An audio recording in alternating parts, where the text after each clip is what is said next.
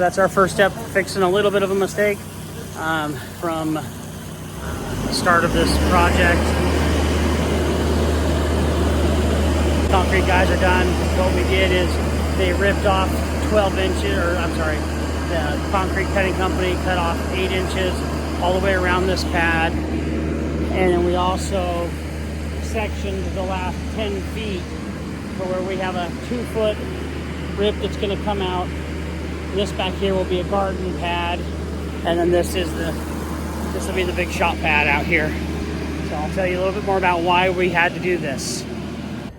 The pad that was already poured, non-inspected, non-permitted pad, and in a county, in a city that's pretty highly regulated, so we had to treat the pad as though it was poured afterwards.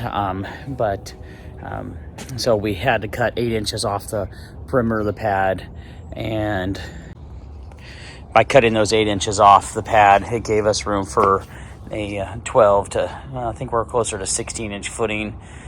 We have 3 pieces of rebar going around the perimeter, 1 in the footing, 2 in the stem wall, and we have our pinned slab down to our footing as well. So that's kind of height holding everything up. Normally we do a mono pour. This one we're going to do a footing pour, come back in, put down some form board clips. Then on those clips we'll set up our form board for a second pour, since we have some vertical supports tying in the 2 different pours. So let's see, tomorrow, and this one we're going to use mud mixers. So tomorrow we're getting about 5 yards of bagged concrete delivered out and a couple mud mixers. So we're going to be doing a mud mixer pour on this footing, and then also on the stem wall. So, all right, just a little quick update on here. Waiting for the inspector to come take a look at all of our rebar, and moving forward. All right, next time you'll see us, we'll be doing a mud mixer on the footings. All right, see ya. Got ourselves a nice foggy Oregon morning. 6 pallets of 80-pound premix concrete. I think it's 14,000 pounds, I'm not sure. Got our retrofit around the current slab foundation. But the plan is we will stagger the pallets along the lines, so we always have kind of a pallet that's close by, and the guys aren't carrying the bags more than 5 to 10 feet to the machines. Skylar's over here. This is his 3rd bag going. It shouldn't take all day, but we'll see. We'll keep playing with it and see where we get going here.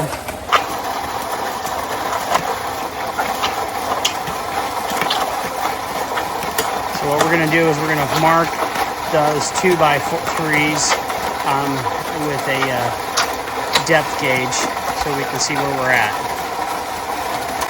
Pretty good progress. We've run into a couple little hiccups today, but customers are on vacation, so we don't have access to the house, and we popped their GFIs.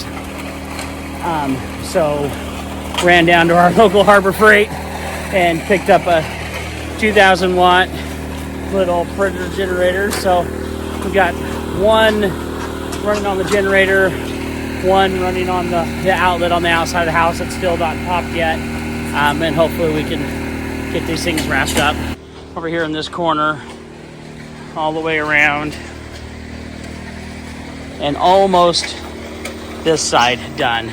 3 days later. Well, the good Lord is gracing us with the nice sunshine today. All right, got Simon, got Skylar. We've got 6 pallets of concrete. We have 2 mud mixers, a generator, and my truck ready for me to leave. All right, so here we are. I'm swinging by the job site towards the end of the day. It's my camera. It's looks like it's a little lighter than it really is. It's pretty dark out right now. It's, we're still in January, so we don't get a lot of late days here, but it is dry out. It's not that cold.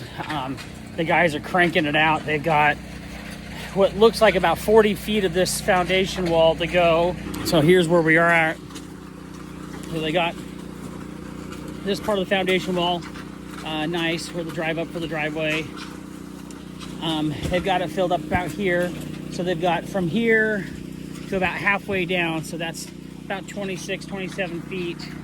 And then this is done here, all the way over there. So let's see. We've got 2.5 pallets left.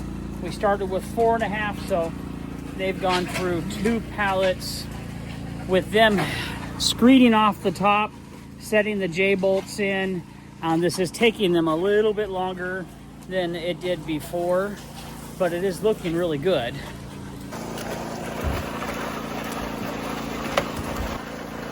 You didn't use the bigger chute? No, I thought kind of going to use it, but it's kind of, it makes it more difficult. Oh, because you got to get up that much higher? All right. About 5 hours of going with these mixers.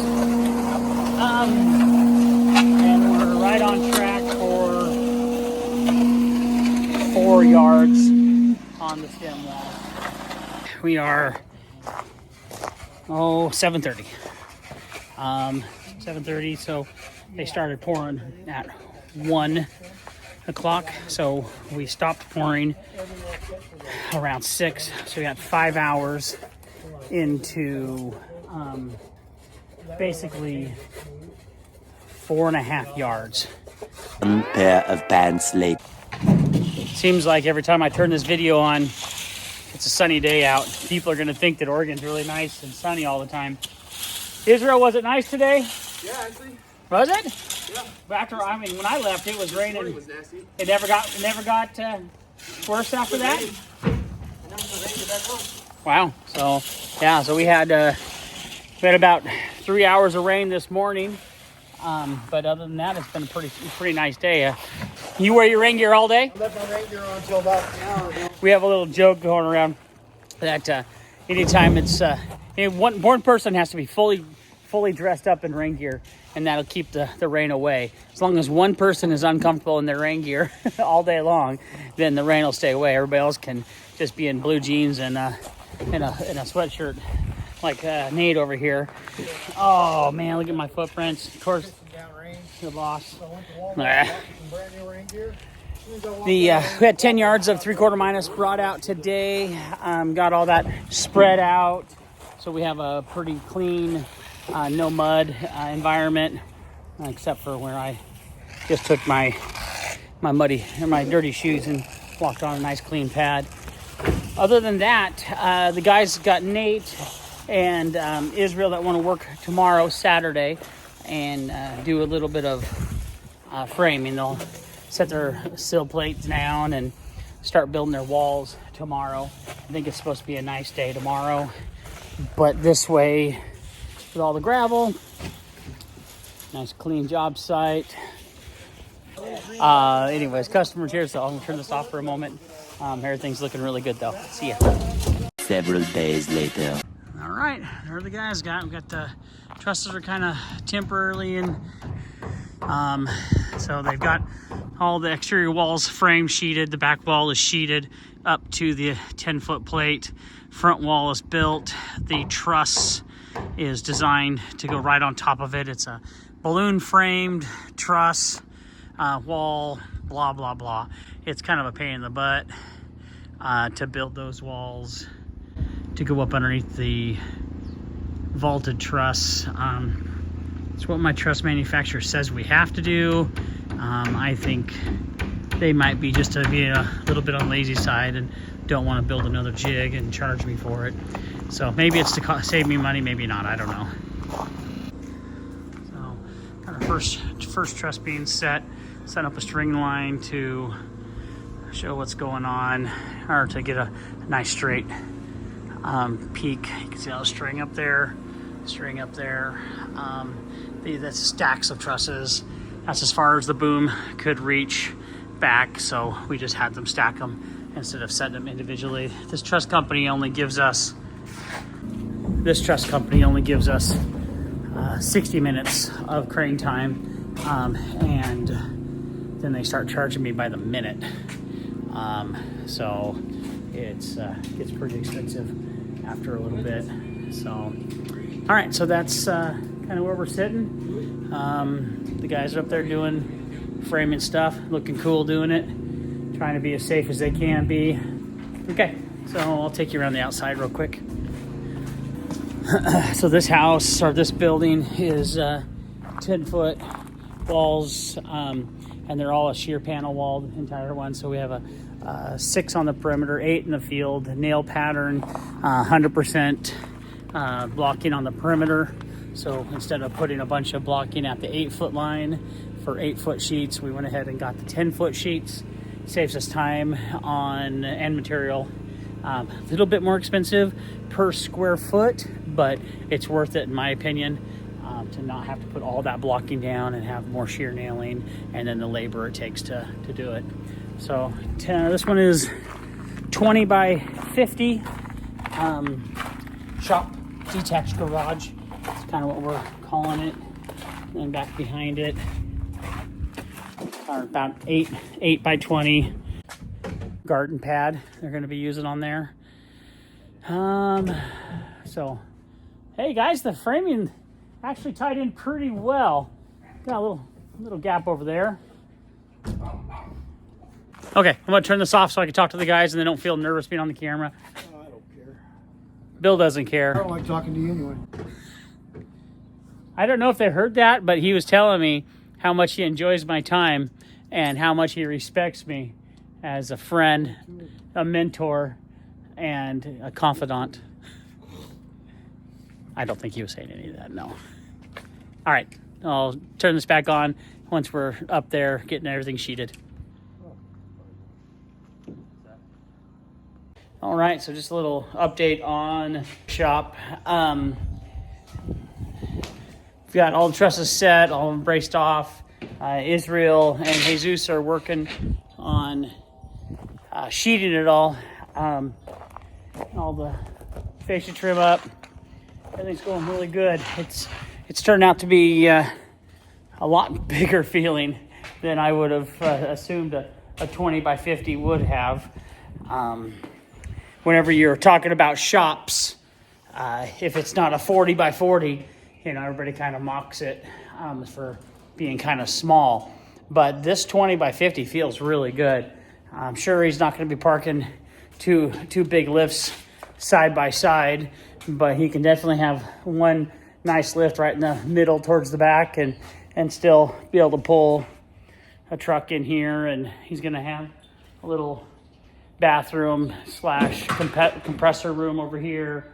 Might put a water heater on top of the roof or of that little room. Some shelving. I know he's talked about this whole wall is going to be covered in the pallet rack type shelving. So I don't know if he's going to get a small electric forklift or not, but yeah. So it's coming together pretty good. Walls are all sheeted, and probably by the end of the day, the guys will have all the roof sheeted. I think he's already talked to the roofers. He's the customer's next door neighbor is a roofing contractor, so we're using that company to roof this one. I think they're going to be out here roofing it probably Friday. We've got a framing inspection tomorrow. We went ahead and framed in a future door. We did the concrete buck out and everything down here. So at some time in the future, if he wants to, he can pop that out, and that goes right to basically his backyard. It's such a pain in the butt to cut the concrete and reframe everything when we could just do it from the beginning. Let's see, I think that's about it. Let me get you guys outside of this. It's cold here in Oregon right now. It's clear, but it's cold. I think we're pushing 34 degrees right now, 36. So yeah, the sidewall looks really nice and straight. Truss tails, fascia, real nice and straight. We spent, the guys spent a little bit extra time on that, making sure they were within 1/8 of an inch just due to the fact that the road's right there. Anybody that drives by is going to be able to look down this 50-foot long wall and tell if we were off a little bit. So, and his boy David is also a contractor in Mississippi. So we don't want David to come home and see his dad's shop looking a little wavy. So that's where we spent the extra time making sure that. So we did that for you, David. Well, and your dad, Brian. Yeah, other than that, everything's looking really good. We clipped the corners of this garage door opening to match the original house. We've got our garage doors on order. They're going to be here in about 4 weeks. Siding should be delivered. Let's see, today is Wednesday. Siding's going to be delivered on Monday. So we'll start trimming this all out, wrapping it up, and getting it ready. Here's our last day on this one. Bill and Nate just got done cleaning up.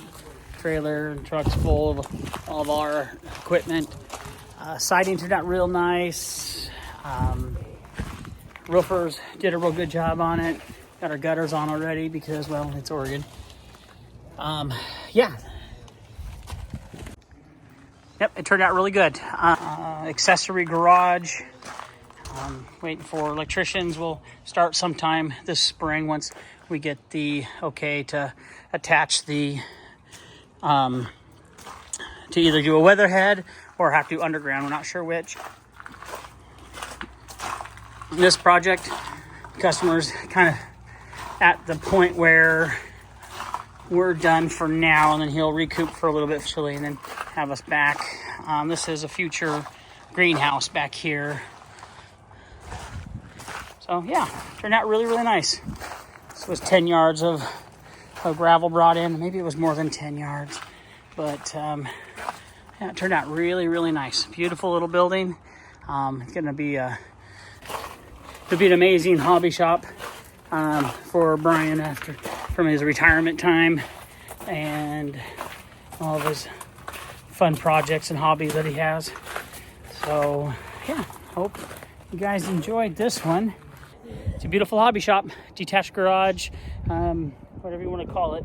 It turned out great. The customer's really happy, and so are we. All right, till the next time. See you guys.